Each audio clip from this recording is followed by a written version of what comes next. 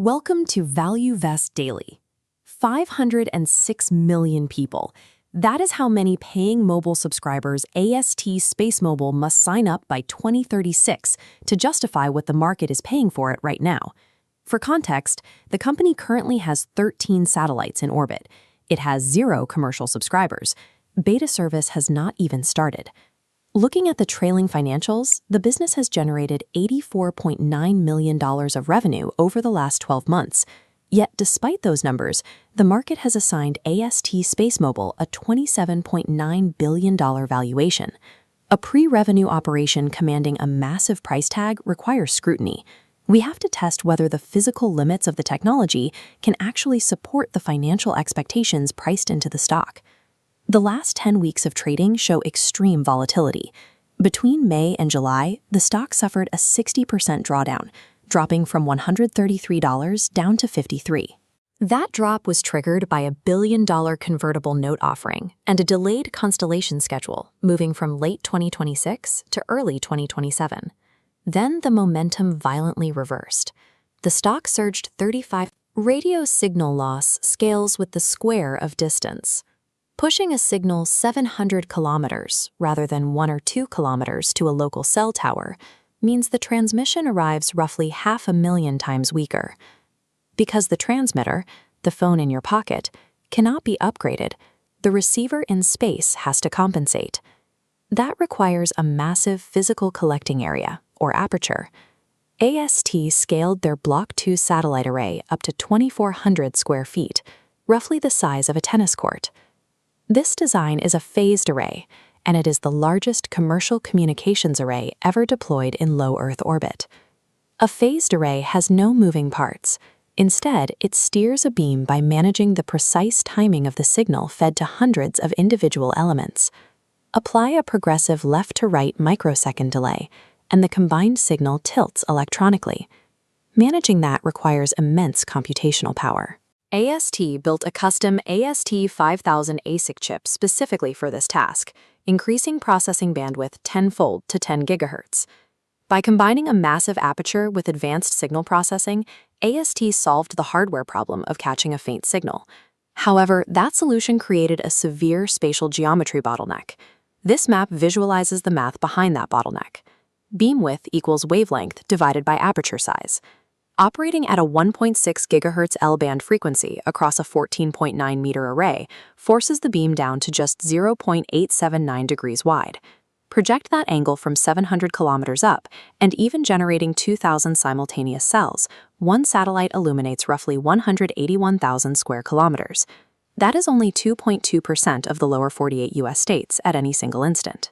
This strict geographical limit is exactly why the company requires 45 to 60 satellites to maintain continuous coverage over the U.S. alone, and roughly 90 satellites for global coverage. But right now, the company currently has exactly 13 satellites in orbit. The math dictates the service experience. Initial beta users will face coverage gaps lasting hours, not minutes. Until dozens more satellites are launched, continuous mass market revenue is physically impossible. To fund those launches, AST currently holds $3.8 billion in cash against an estimated annual net burn of $800 million. That gives them about 4.5 years of runway. But that runway is heavily leveraged. It is built almost entirely on $4.1 billion in convertible debt. Deploying the fleet reveals a massive launch paradox. To reach 90 satellites, AST relies almost exclusively on rockets built by SpaceX, their primary direct-to-cellular competitor. At SpaceX's list price of $74 million per Falcon 9 launch, sending up 3 satellites at a time, AST will have to pay their main rival roughly $1.9 billion in launch fees to complete the global fleet. Heavy lift alternatives are currently unavailable. Blue Origin's New Glenn rocket, which could carry 8 satellites at once, remains grounded following a pad explosion. As of now, AST has 13 units in orbit. SpaceX's competing Starlink constellation has over 650. AST is well capitalized for the immediate future, but the physical path to their commercial viability requires paying billions in tolls to their most well-resourced rival. A traditional discounted cash flow model produces nonsense here. When a pre-revenue company is burning $800 million a year, compounding a negative current cash flow forward offers zero insight. This table works backward to find the true requirements. If we accept the $28.23 billion enterprise value as a given, a 12% discount rate requires the company to generate $7.66 billion in free cash flow by 2036. To translate that cash requirement into human users, we factor in a highly generous 45% free cash flow margin and assume AST takes a $3.50 monthly cut from their carrier partners per user. At those metrics, the current stock price requires AST to capture 506 million paying subscribers by 2036. Colliding that target user base with the physical limits of the network exposes the core issue. A 45-satellite constellation operating at peak efficiency delivers roughly 450 gigabits per second of total system throughput. Divide that available bandwidth by 506 million people, it leaves exactly 288 megabytes of data per subscriber per month. Mathematically, the constellation cannot deliver mass-market broadband data plans at this scale. The bull case requires hundreds of millions of people paying a monthly fee specifically for low data emergency coverage. This chart maps AST's current price against its historical averages.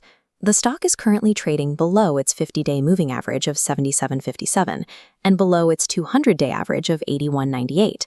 With a 14-day RSI sitting at roughly 53.2, the setup is dead neutral. There is no technical edge to trade here, making Monday's earnings print a purely fundamental event. Deciding whether to hold through that event comes down to answering three distinct questions.